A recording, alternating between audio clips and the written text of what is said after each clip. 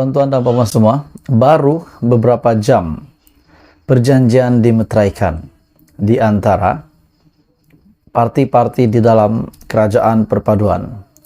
Sudah timbul satu berita yang mengejutkan. Baru semalam, perjanjian di antara kerajaan perpaduan dimeteraikan di antara Pakatan Harapan, Barisan Nasional, GPS, GRS, Warisan, dan beberapa yang lain. Sudah timbul satu berita susulan yang sangat mengejutkan. Tuan-tuan dan puan-puan semua, sudah pasti Datuk Seri Anwar Ibrahim sebagai Perdana Menteri Malaysia ke-10 mempunyai rancangannya tersendiri untuk mentadbir negara. Seperti juga Perdana Menteri sebelum ini, Muhyiddin Yassin, Ismail Sabri, Tun Mahathir, dan juga beberapa Perdana Menteri yang lain. Sudah pasti masing-masing mempunyai strategi.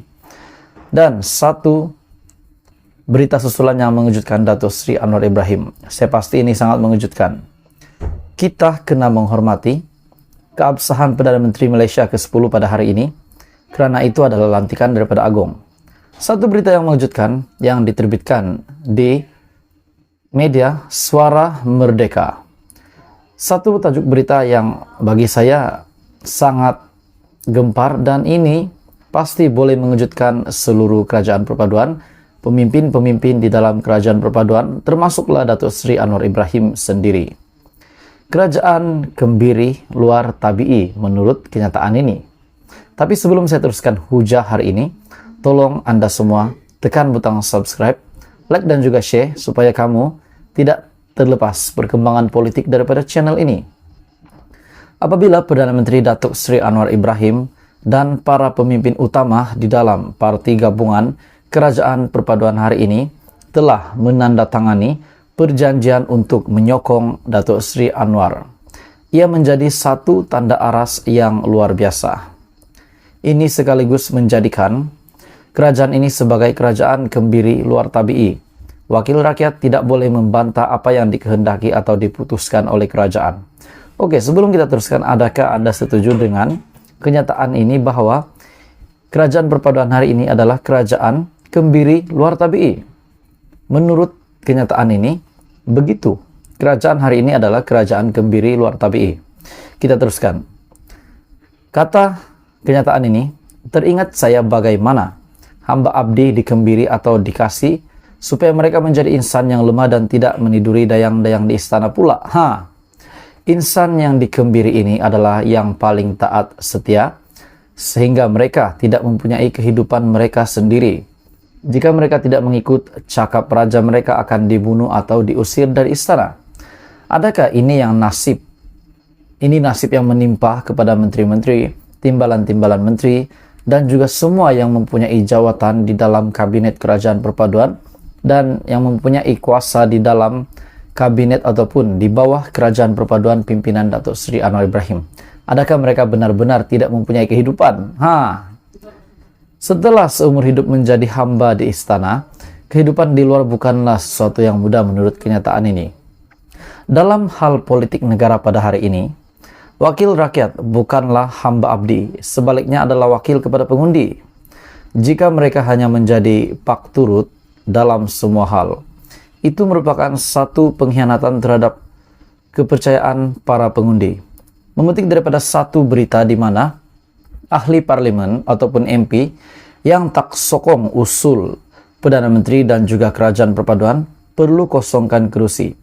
Bila kita fikir, tuan-tuan dan puan-puan semua, bila kita fikir sebelum mereka menyertai kerajaan perpaduan, mereka pasti sudah bersedia untuk memberikan sokongan sepenuhnya kepada Perdana Menteri pada hari ini kerajaan perpaduan, yaitu Datuk Seri Anwar Ibrahim. Kenapa masih ada kenyataan begini? Adakah ini cuba memburukkan nama Perdana Menteri, cuba memburukkan kerajaan perpaduan hari ini, ataupun mempertikaikan lantikan daripada Agong?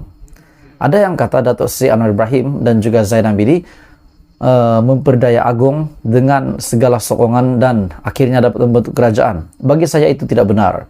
Sebab kita tahu kerajaan hari ini dibentuk hasil daripada kerjasama daripada pemimpin-pemimpin parti politik terbesar di Malaysia. Kecualilah Perikatan Nasional dan juga parti-parti di dalam Perikatan Nasional.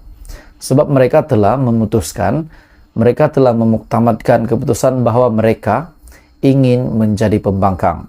Namun hari ini Barisan Nasional, pemimpin besar, pemimpin tertinggi Barisan Nasional sendiri, Zahid Hamidi, telah bersetuju untuk menyokong Datuk Seri Anwar Ibrahim. Jadi kerajaan Kebiri Luar Tabi ini bagi saya tidak relevan lah untuk dinyatakan kepada kerajaan perpaduan hari ini. Kata kenyataan lagi nih di dalam Suara Merdeka. Bagi majoriti pengundi Melayu yang tidak mahu bertuankan Anwar dan juga Datuk Seri Zahid Hamidi yang mempunyai pelbagai hal yang sukar dicerna minda, namun dengan komplot akhirnya mereka berjaya memperdayakan yang di Pertuan Agong. Ini sangat tidak relevan untuk dikatakan. Dengan menggunakan titah yang di Pertuan Agong, mereka mencipta naratif palsu bagi menarik sokongan rakyat dan para pemimpin parti lain untuk bergabung. Oleh itu, Perdana Menteri Anwar Ibrahim perlu mengikat para pemimpin berkenaan dengan ancaman undang-undang bagi memastikan sokongan tidak terlerai.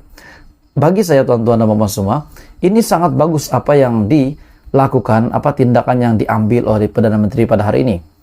Sekiranya Perdana Menteri tidak buat begini, dan baru beberapa tempo menjadi Perdana Menteri, baru beberapa tempo di dalam penggal pertamanya menjadi Perdana Menteri, kalau tiba-tiba ramai menarik sokongan, disebabkan tiada peraturan, disebabkan tiada ikatan yang perlu dijaga, ataupun undang-undang yang perlu dikenakan kepada pemimpin-pemimpin di dalam kerajaan perpaduan, khususnya yang menjadi menteri dan juga timbalan Perdana Menteri, sudah pasti mereka suka hati nak keluar, nak masuk, nak keluar, nak masuk, ataupun nak tinggalkan kerajaan perpaduan. Jadi apa komen Anda, tuan-tuan dan puan?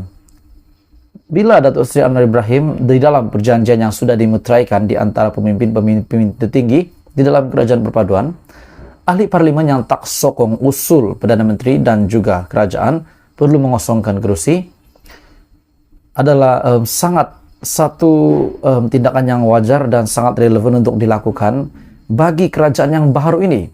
Takkanlah nak biar rakyat lagi sengsara, nak biar rakyat lagi pening kepala dengan keadaan politik hari ini. Takkanlah sudah sokong Anwar, baru berapa bulan, undur diri lagi daripada kerajaan perpaduan, daripada kabinet. Dan itu pasti mengurangkan sokongan kepada Datuk Seri Anwar Ibrahim.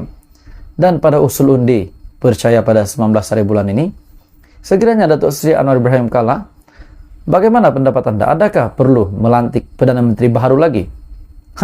Coba kita fikir, tuan-tuan dan puan. Saya nak tanya kamu semua, Anda semua di luar sana. Adakah sekiranya tiba-tiba Datuk Seri Anwar Ibrahim tidak mempunyai majoriti yang cukup? Siapa yang akan menjadi kerajaan? Siapa yang akan menjadi Perdana Menteri?